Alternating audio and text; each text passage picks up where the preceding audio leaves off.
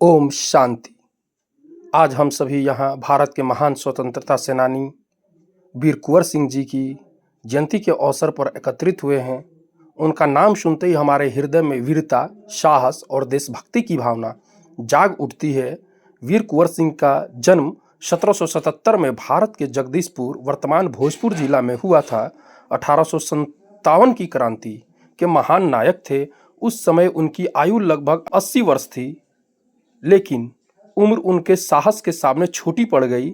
जब अंग्रेजों के खिलाफ स्वतंत्रता की जंग छिड़ी, तब कुंवर सिंह ने अद्भुत नेतृत्व का परिचय दिया। उन्होंने अपनी सेना के साथ अंग्रेजों को कई बार पराजित किया। एक युद्ध के दौरान उनका हाथ घायल हो गया, लेकिन उन्होंने हार नहीं मानी। उन्होंने अपने घायल हाथों को काटकर गंगा नदी को अर्पित कर दिया।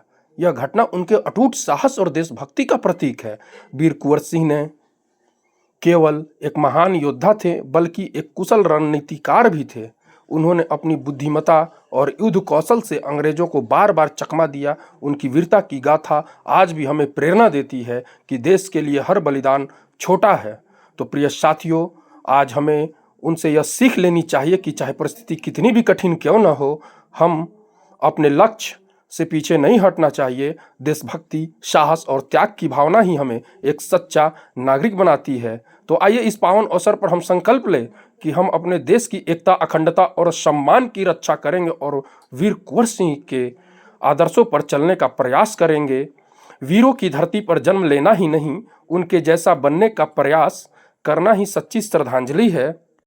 तो वहीं दूसरी ओर ब्रह्मा कुमारीज एक आध्यात्मिक संस्था है जो हमें राजयोग, मेडिटेशन, शांति और सकारात्मक सोच का मार्ग दिखाती है। यह संस्था सिखाती है कि अगर हम अपने मन और विचारों को शुद्ध बना ले तो हम अपने जीवन और दुनिया दोनों को बदल सकते हैं। तो प्रिय भाइयों बहनों, अगर हम ध्यान से देखें तो दोनों के मार्ग अलग हैं। एक ने तलवार से देश को आज़ाद कराया और दूसरे हमें विचारों से खुद को आज़ाद करना सिखाते हैं। लेकिन इन दोनों में एक बहुत बड़ी समानता है। दोनों ही हमें साहस, अनुशासन और सच्चाई के रास्ते पर चलना सिखाते हैं। आज के समय में दोनों की जरूरत है। बाहर से मजबूत बनने के लिए वीर कुंवर सिंह जैसा आदर्श और अंदर से शांत और शक्तिशाली बनने के लिए ब्रह्मा कुमारीज का ज्ञान। अंत में यही कहना चाहूँगा, जब बाहरी वीरता और आंतरिक शांति एक साथ आती है तभी एक सशक्त और महान समाज का निर्माण होता है। जय हिंद, जय भारत,